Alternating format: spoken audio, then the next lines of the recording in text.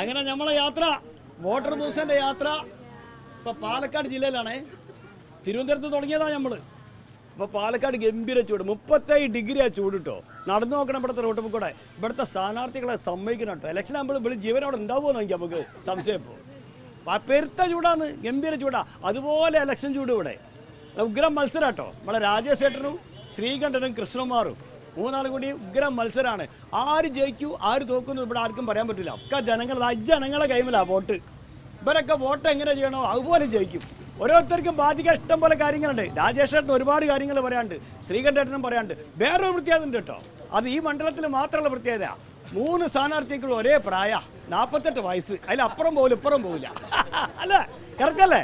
48 വയസ്സ്, ഉഗ്രം ചെറുപ്പക്കാരാ, തീ പറക്കണ ചെറുപ്പക്കാരാണ്. പിന്നെ രണ്ടാളും ഒരുമിച്ച് സ്കൂളിൽ പഠിച്ചവരുമാണ്. ഒരുപാട് പ്രത്യേകതകളുണ്ട്. നമുക്ക് ഇവരോടൊക്കെ ചോദിക്കാം. എവിടെ ഇല്ലാത്ത ജനക്കൂട്ടാട്ടോ പുല്ലാപ്പറ്റയിൽ. നമ്മൾ പോയോടത്ത് ഇത്രയും വലിയ ജനാവലി വേറെ എവിടെ ഉണ്ടല്ലോ. ഒന്ന് കൈയടിച്ചൂടി എല്ലാവരും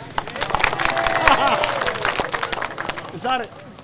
അപ്പോൾ നമ്മൾ ചോദിക്കാം, നിങ്ങൾ എല്ലാവരും ഇവിടെ ഉണ്ട്, എല്ലാവർക്കും സമയം തരും, എല്ലാവരും പറയണം. നിങ്ങളെ നാട്ടിൻ്റെ കാര്യമാണ് ചോദിക്കണത് കേട്ടോ.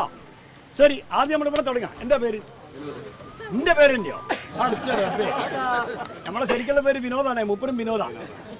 വിനോദേട്ടാ, എന്താ ഇവിടുത്തെ ഹാല്? ആര് കൊണ്ടുപോകും ഇവിടെ? ഇത്തവണ ഒരു മാറ്റത്തിനുള്ള ഒരു ചാൻസ് കാണുന്നുണ്ട്. തീർച്ചയായിട്ടും ഇപ്പോൾ കേന്ദ്ര ഗവൺമെന്റിന്റെ പറഞ്ഞ വാഗ്ദാനങ്ങളൊന്നും പാലിക്കാതെ 5 വർഷം അതിനൊരു അവസാനം കുറിക്കുമെന്നാണ് പ്രതീക്ഷിക്കുന്നത്.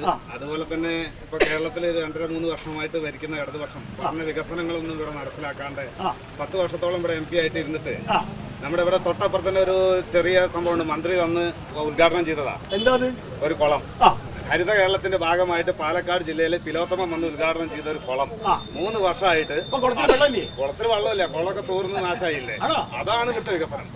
അതുപോലെ 10 വർഷമായിട്ട് MP രാജേഷ് ഇവിടെ MP ആയി ഇരിക്കുന്നു എന്ന് പറഞ്ഞാൽ ഈ സ്കൂളിൽ എന്തൊക്കെ ചെറിയ പരിപാടികൾ നടത്തിയെന്നല്ലാതെ കോണിക്കഴി മുതൽ മണ്ടഴി വരെ കിടക്കുന്ന പ്ലാപ്പറ്റ ഭാഗത്ത് MP രാജേഷിന്റെ വികസന ഫണ്ടിനായിട്ടുള്ള ഒരു പരിപാടി പോലും കാണിച്ചു തരാൻ ഇവിടെ എവിടെയും കഴിയുന്ന ഒരു ആ കുളം തരാ കൊളാക്കിയ മൂപ്പര്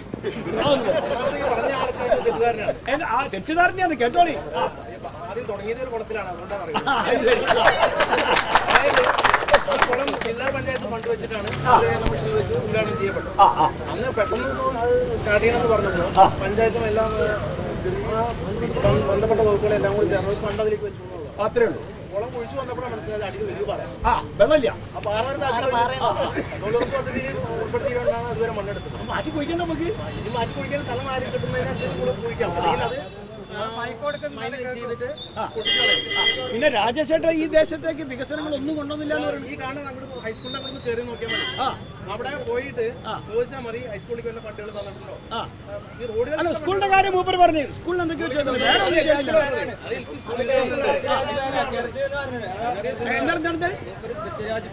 പൃഥ്വിരാജ് ഫാനോ?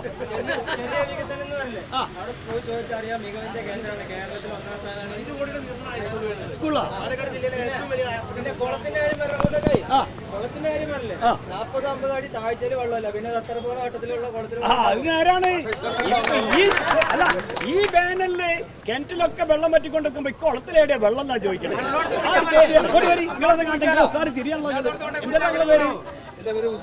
മുജീബ് അവിടെ ആരും ഉണ്ടോ? രാജേഷ് സ്കൂളിൽ വികസനം 1ാം സ്ഥാനത്ത് എത്തിയത് പിന്നെ പഠനത്തിന്റെ കാര്യത്തിലാണ്.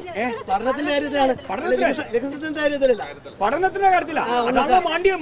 എമ്മിന്റെ കഴിവല്ല, പഠിക്കുന്ന കുട്ടികളെ കഴിവാ. മക്കളെ കൈയടിച്ചൂടി,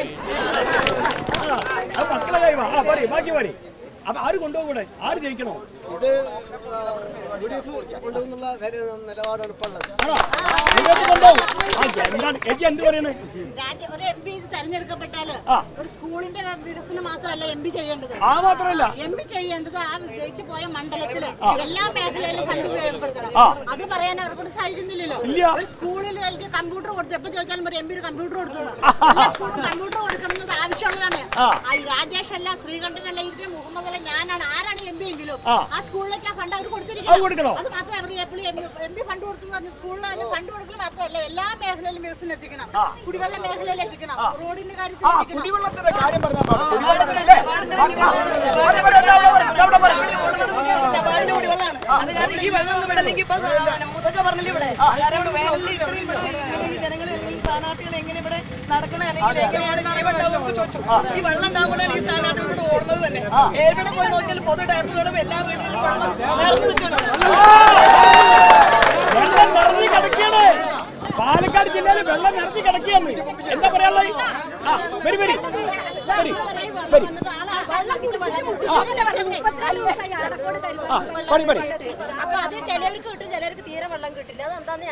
എവിടെ സ്ഥലം എവിടെയാ? ആടക്കോട് ഈ നിയോജക മണ്ഡലത്തിന്റെ വടക്ക് ഭാഗത്തൊരു പുഴയുണ്ട്, കരിമ്പുഴപ്പുഴ. തെക്ക് ഭാഗത്തൊരു പുഴയുണ്ട്, ഭാരതപ്പുഴ. ഈ ഭാരതപ്പുഴ ഇപ്പൊ ഇല്ല, പുഴ ആകെ ക്ഷീണിച്ചു. ഭാരതപ്പുഴയിൽ ഫുട്ബോൾ കളിക്കാൻ കുട്ടികൾ. അതാണ്. ഈ രണ്ട് പുഴകളെയും സംരക്ഷിക്കാൻ എംപിക്ക് ഒരു വർഷം 5 കോടി രൂപ കിട്ടും. ഒരു നയാ പൈസ ഈ രണ്ട് പുഴകളെയും സംരക്ഷിച്ച് ഈ പ്രദേശത്ത് കുടിവെള്ളം എത്തിക്കാൻ ഒരു പദ്ധതിയും കഴിഞ്ഞ 10 വർഷമായിട്ട് ഉണ്ടാക്കി.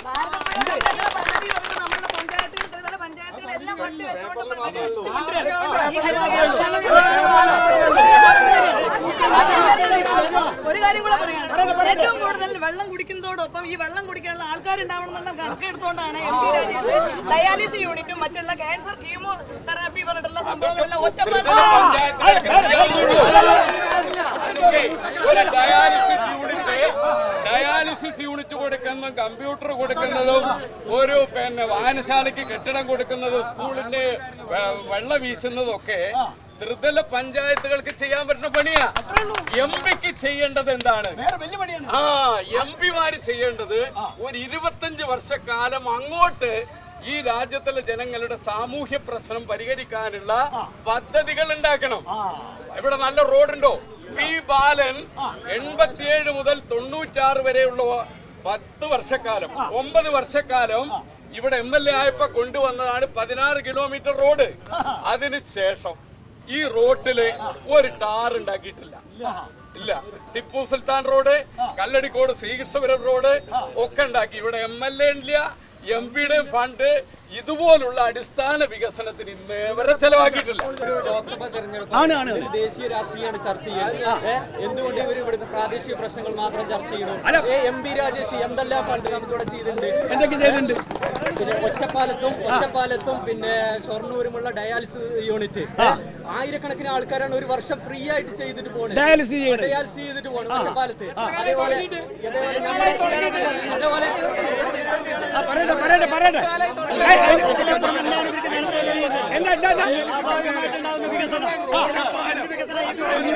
അത് പറഞ്ഞില്ല.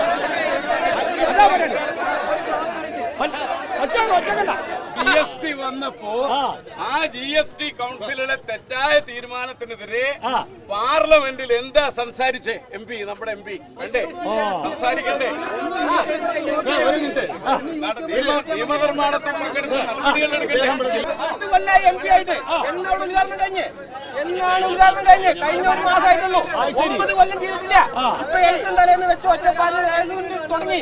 നല്ല കാര്യമാണ്, അല്ലാന്ന് പറയുന്നില്ല. ഈ 9 കൊല്ലം എന്ത് ചെയ്തു?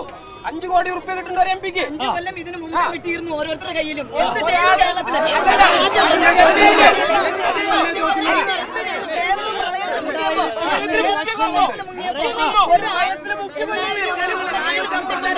കേരളത്തിന്റെ പ്രളയം വന്നപ്പോ ഒരാളെ ഒരു കഷ്ടപ്പെടുത്താതെ, ഒരാൾക്കും ഒരു കാരണത്തിന് അന്യ സംസ്ഥാനങ്ങളിലേക്ക് അടിച്ചു കൊടുക്കാതെ നമ്മുടെ കേരളത്തിൽ നിന്ന് സംരക്ഷിച്ചുകൊണ്ട് ഇത്തരത്തിലുള്ള എംപിമാരും നമ്മുടെ മന്ത്രിമാരും ചേർന്നുകൊണ്ടാണ് ചെയ്തത്. ദുരിതം എങ്ങനെ ഉണ്ടായി? അതിനെ പ്രളയാക്കിയത് ഡാമുകളെ തുറന്നു വിട്ടിട്ട് അതാരും പറഞ്ഞത്. ദേശീയ രാഷ്ട്രീയത്തെ കുറിച്ച് പറയാം. ദേശീയ സാധാരണ പാവങ്ങൾക്ക് എവിടെയും സ്ഥലം വാങ്ങാൻ പറ്റും. ഒരു കാലത്ത് ബിനാമികൾക്കും വലിയ വൻകിടക്കാർക്കും മാത്രമേ ജീവിക്കാൻ പറ്റുമായിരുന്നുള്ളൂ. അപ്പൊ ഇത് സുതാര്യമാക്കിയതിന്റെ ഭാഗമാണിത്. അത് അംഗീകരിക്കാൻ പറ്റില്ലേ? അത് അംഗീകരിക്കാൻ പറ്റുമോ? MP എന്നുള്ള രീതിക്ക് 2008 സാങ്ഷൻ ചെയ്ത കോച്ച് ഫാക്ടറി 2012 അതിന് തറക്കല്ലിട്ടു പാലക്കാട് കോട്ട മൈതാനിയിൽ. സ്ഥിതി IIT 2016 IIT സ്ഥാപിക്കാൻ കേരളത്തിൽ എന്താ ഇന്നും IIT നടക്കുന്നുണ്ട്. അഹല്യയുടെ കോമ്പൗണ്ടിലാണ് നടക്കുന്നത്. സ്വന്തമായി കെട്ടിടം നിർമ്മിക്കാൻ സ്ഥലം അനുവദിച്ചു കൊടുക്കാൻ ഇവിടുത്തെ സർക്കാരിനോ MPക്കോ സാധിച്ചിട്ടുണ്ടോ?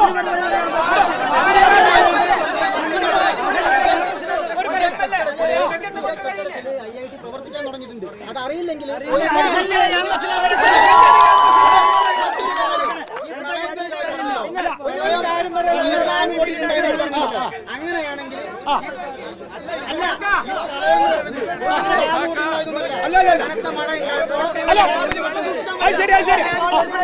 ഇതൊരു പ്രാദേശിക തെരഞ്ഞെടുപ്പല്ല, ഇതൊരു ദേശീയ തെരഞ്ഞെടുപ്പ്. ദേശീയ കാര്യം ചർച്ച ചെയ്യപ്പെടേണ്ടതാണ്.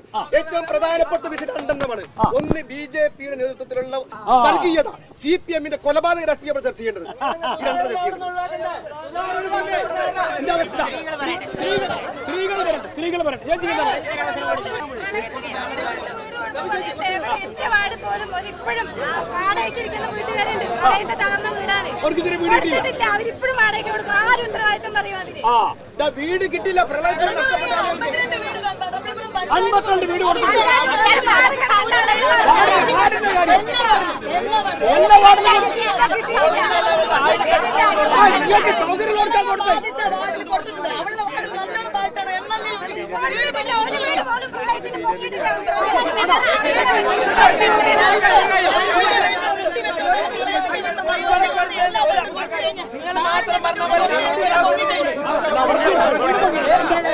നമ്മുടെ രാജ്യം നിലനിൽക്കണോ വേണ്ടേ എന്ന ചോദ്യമാണ് ഈ ഇലക്ഷൻ. ഇനിയും സംഘപരിവാർ ആണ് അധികാരത്തിൽ എത്തുന്നതെങ്കിൽ ഇന്ത്യയുടെ ജനാധിപത്യം റദ്ദു ചെയ്യും എന്ന് മാത്രമല്ല ഇന്ത്യ രാജ്യത്തിന്റെ ഭരണഘടന തന്നെ അവർ ഇല്ലാതാക്കും.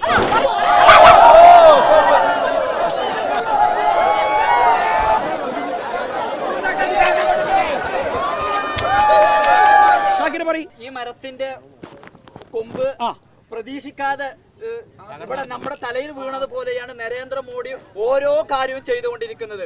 ഒരു സുപ്രഭാതത്തിൽ ഒരു രാത്രിയുണ്ട് നോട്ട് 500-ന്റെയും 1000-ന്റെയും നോട്ടുകൾ നിരോധിച്ചു പ്രഖ്യാപനം നടത്തി. അത് ഇന്ത്യ രാജ്യത്തിന്റെ സാമ്പത്തിക വ്യവസ്ഥയെ തകർത്തു.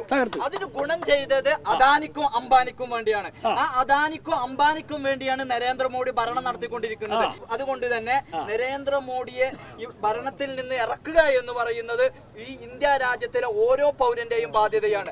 അതിനു വേണ്ടിയായിരിക്കണം ഇവിടെ കൂടിയ ഓരോ മനുഷ്യരും വോട്ട് രേഖപ്പെടുത്തേണ്ടത്. സാധാരണക്കാര് ഞാൻ ഉൾപ്പെടുന്ന സാധാരണക്കാര് ഒരു വിഷമം ഉണ്ടായിട്ടില്ലെന്ന് നോട്ട് നിരോധനം കൊണ്ട്.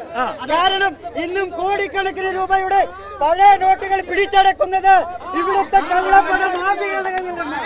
അവർക്കാണ് വിഷമമുള്ളത്, അല്ലാതെ സാധാരണക്കാരനല്ല.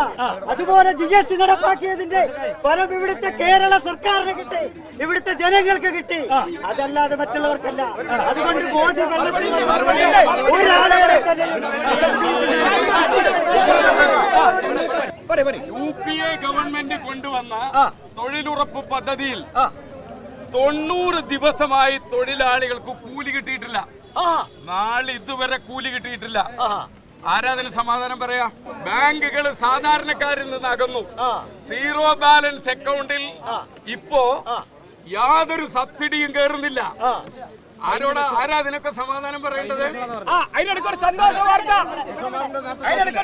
വാർത്ത, പാലക്കാട് നഗരത്തിലെ മഴ പെയ്തിട്ട് ഒന്ന് കൈയെടുത്തു. ഈ ഒരു വൈലത്ത് ആശ്വാസം പകർന്നിട്ട് നമുക്കൊരു മഴ കിട്ടിയിട്ടുണ്ട്. ഒരു സുന്ദരമായ മഴയാണ്. ആരും കുട നിർത്തണ്ട, കുറച്ചേരം മഴ കൊള്ളാൻ നമുക്ക്. എന്താ പറയാനുള്ളത്? ബിജെപിയോട് കഴിഞ്ഞ തെരഞ്ഞെടുപ്പ് സമയത്ത് നരേന്ദ്രമോദി ഈ നാട്ടിലെ ജനങ്ങളുടെ മുന്നിൽ കുറെ വാഗ്ദാനങ്ങൾ വെച്ചു. 15 ലക്ഷം രൂപ ഓരോരുത്തരുടെ അക്കൗണ്ടിൽ ഇട്ട് പറഞ്ഞു. ആർക്കെങ്കിലും കിട്ടിയോ? മലയാളികൾ എന്ന് പറയുന്നവർക്ക് ഇത് നരേന്ദ്രമോദി പറഞ്ഞതാ. എവിടെയാണ് നരേന്ദ്രമോദി പറഞ്ഞത്? നരേന്ദ്രമോദി പറഞ്ഞത്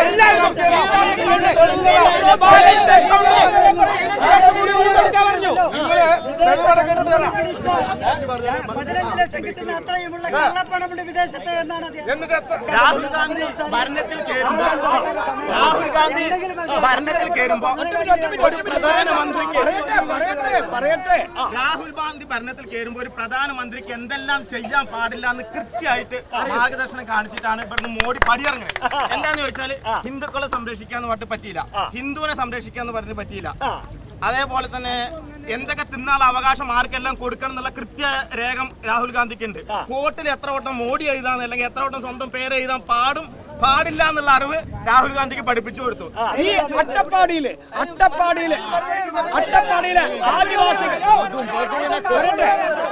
അട്ടപ്പാടിയിലെ അവസ്ഥ എന്താണ് ഇപ്പൊ? അത് ആർക്ക് പറയാം?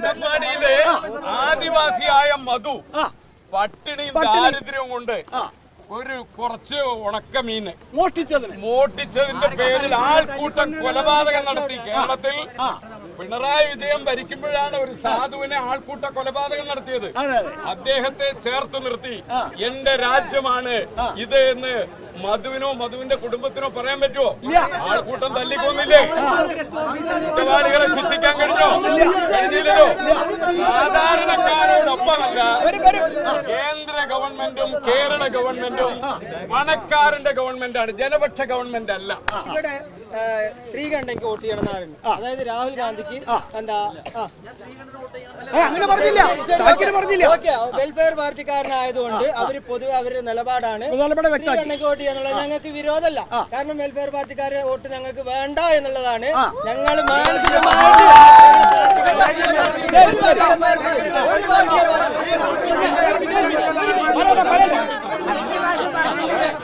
ഇവിടെ ഇടതുപക്ഷത്തിന് വോട്ട് കിട്ടിയാലും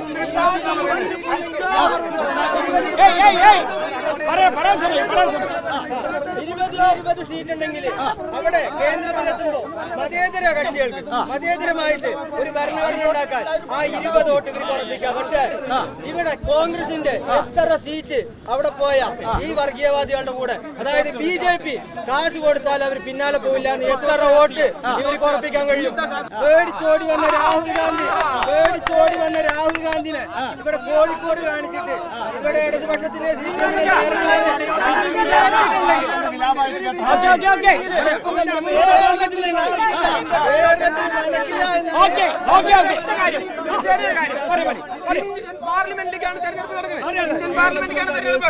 ഇടതുപക്ഷത്തിന്റെ പ്രസക്തി ഇന്ത്യൻ രാഷ്ട്രീയത്തില് 53 സീറ്റിൽ മത്സരിക്കുന്ന CPM ഒരു പ്രധാനമന്ത്രി സ്ഥാനാർത്ഥി ഉയർത്തിക്കെട്ടിട്ട് മുന്നോട്ട് പോകാൻ കഴിയോ?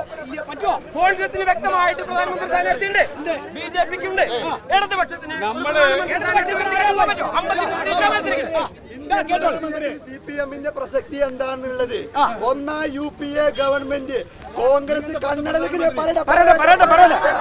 കോൺഗ്രസ് കണ്ണടിച്ചിട്ടാക്കണ്ട. ഒന്നാ UPA ഗവൺമെന്റ് 63 ഇടതുപക്ഷ MP-മാരെ സപ്പോർട്ടിൽ ഞങ്ങൾ ഭരിച്ചത്.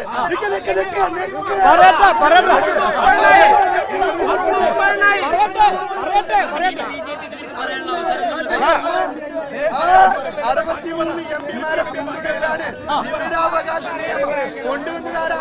ഇടതുപക്ഷത്തിന്റെ തൊഴിലുറപ്പ്.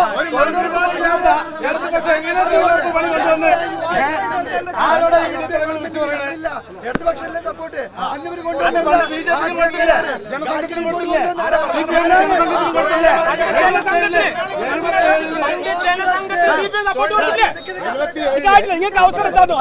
പറയട്ടെ. 405 MP-മാരുള്ള കോൺഗ്രസ് ഇവിടെ ഇപ്പോ 44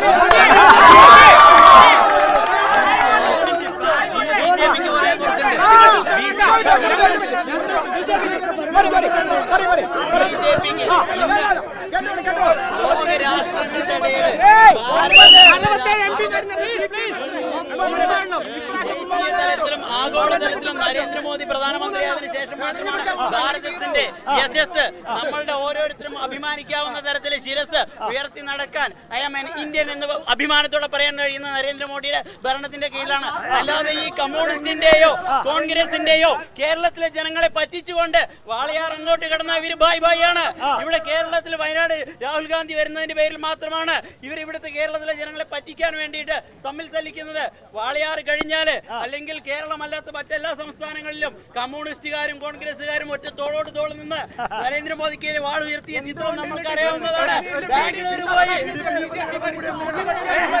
ജമ്മു കാശ്മീരിലെ ഭാരതീയ ജനതാ പാർട്ടിയുടെ നയം വളരെ വ്യക്തമാണ്. ദേശസ്നേഹമുള്ള ഓരോ പൗരനും ഭാരതത്തിൽ അന്തസ്സോടെ തൈ ഉയർത്തി അഴിമതിക്കെതിരെ നല്ല ഭരണത്തിന് വേണ്ടിയിട്ട് BJP സർക്കാർ മാത്രമേ 1928 ഇവിടെ RSS രൂപീകരിച്ച് 47 സ്വാതന്ത്ര്യം കിട്ടുന്നവരെ ഒരാള് സ്വാതന്ത്ര്യ സമരത്തില് ബ്രിട്ടീഷുകാരന്റെ ചെരുപ്പ് നക്കാന്നല്ലാതെ ഒരാൾ സ്വാതന്ത്ര്യത്തിൽ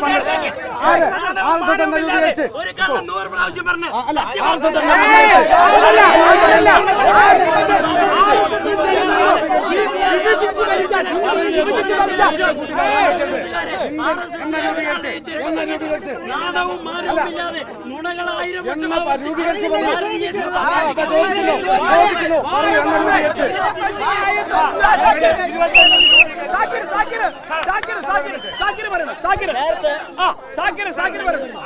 വെൽഫെയർ പാർട്ടിയുടെ നിലപാടിനെ കുറിച്ച് CPM-ന്റെ സുഹൃത്തുക്കൾ പറഞ്ഞു. കിട്ടാത്ത മുന്തിരി പുളിക്കുമെന്ന് മലയാളത്തിൽ ഒരു ചൊല്ലുണ്ട്. അതാണ് CPM-ന്റെ അവസ്ഥ. 2009 വെൽഫെയർ പാർട്ടി ഈ കേരളത്തിലെ 20 മണ്ഡലത്തിലും വെൽഫെയർ പാർട്ടിയുടെ പ്രവർത്തകർ CPM-നാണ് വോട്ട് കൊടുത്തത്.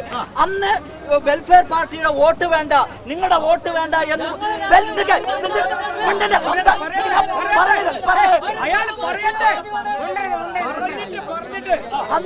അന്ന് നിങ്ങളുടെ വോട്ട് വേണ്ട എന്ന് CPM-കാർ പറഞ്ഞില്ലെന്ന് മാത്രമല്ല, കോടിയേരി ബാലകൃഷ്ണനും പിണറായി വിജയനും പറഞ്ഞത് ഈ സംഘം എന്ന് പറയുന്നത് ദേശീയ അന്തർദേശീയ വിഷയങ്ങളിൽ നല്ല കാഴ്ചപ്പാടും നിലപാടുമുള്ള ആളുകളായിരുന്നു എന്ന് മാത്രമല്ല, MP രാജേഷ് MP അന്ന് 1800 വോട്ടിനാണ് ജയിച്ചത്. ആ 1800 വോട്ടിന് MP രാജേഷ് ജയിച്ചപ്പോൾ ആദ്യമായി വിളിച്ചത് വെൽഫെയർ പാർട്ടിയുടെ സംസ്ഥാന കമ്മിറ്റി അംഗം പാലക്കാട്ടുകാരനായ M സുലൈമാനാണ്. എന്നിട്ട് MP രാജേഷ് പറഞ്ഞത് നിങ്ങളുടെ പ്രസ്ഥാനത്തിന്റെ വോട്ട് കൊണ്ടാണ് ഞാൻ ജയിച്ചത് എന്ന് MP രാജേഷ് പറഞ്ഞു.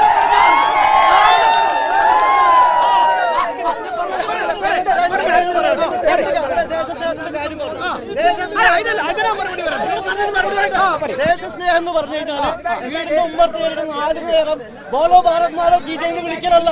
ഇന്ത്യയിലുള്ള ഹിന്ദുവിനും മുസൽമാനും ക്രിസ്ത്യാനും ഒരേപോലെ കാണാൻ കഴിയണം. ഈ നരേന്ദ്രമോദിന്റെ ഗവൺമെന്റ് കീഴിലാണ് ഇഷ്ടപ്പെട്ട ഭക്ഷണം കഴിച്ചു എന്നുള്ളതിന്റെ പേരിൽ 30-ലധികം പേരെ തല്ലിക്കൊന്നത്. ഒരു കാര്യം പറയാം, ഭാരതീയ ജനതാ പാർട്ടിയുടെ സർക്കാർ സാധാരണക്കാരന്റെ ഓരോ പൗരന്റെയും അടുക്കളയിൽ കയറി അവൻ എന്ത് തിന്നണമെന്ന് നിശ്ചയിക്കുന്നത് അവരല്ല. ജുനൈദ് എന്ന് പറഞ്ഞ കേരളത്തിൽ നമുക്ക് എല്ലാവർക്കും അറിയാം. അവിടെ ഒരാളെ അവിടെ ട്രെയിൻ സീറ്റ് തർക്കത്തിന്റെ പേരിൽ തല്ലിക്കൊന്നിട്ട് ഇവിടെയുള്ള മാധ്യമങ്ങൾ ആഘോഷിച്ചു. അത് പോത്തറജിയുടെ പേരിലാണ്, അല്ലെങ്കിൽ പന്നിയുടെ പേരിൽ. ഇവിടെ ഗോവധം നിരോധിച്ച മഹാത്മാഗാന്ധിയാണ് അദ്ദേഹം. ഇന്ന് ഭാരത ഓരോ നമ്മളുടെ എല്ലാവരും രാഷ്ട്രപിതായ മഹാത്മാവിന്റെ നയമാണ് ഗോവധം നിരോധിക്കുക എന്നുള്ളത്. അത് BJP-കാരന്റെ അല്ല. പിന്നെ ഇവിടെയുള്ള ഓരോ 5 നേരം നിസ്കരിക്കുന്ന യഥാർത്ഥ മുസൽമാൻ എല്ലാവരും ഹിന്ദുക്കൾ തന്നെയാണ്. ഹിന്ദു എന്നുള്ളത് ഒരു മതമല്ല, അതൊരു സംസ്കാരമാണ്. അത് അറിഞ്ഞ് പ്രവർത്തിക്കുന്നവരാണ് ഭാരതീയ ജനതാ പാർട്ടിക്കാർ. 410 വികസന പ്രവർത്തനങ്ങൾ ചെയ്ത നമ്മുടെ യുവജനങ്ങൾക്കെല്ലാം പ്രിയങ്കരനായിട്ടുള്ള നമ്മുടെ MP രാജേഷ് തന്നെ വരണമെന്നുള്ള ഒറ്റ ആശയത്തിലാണ് ഇത്തരത്തിലുള്ള ജനങ്ങളെല്ലാം കൂടെ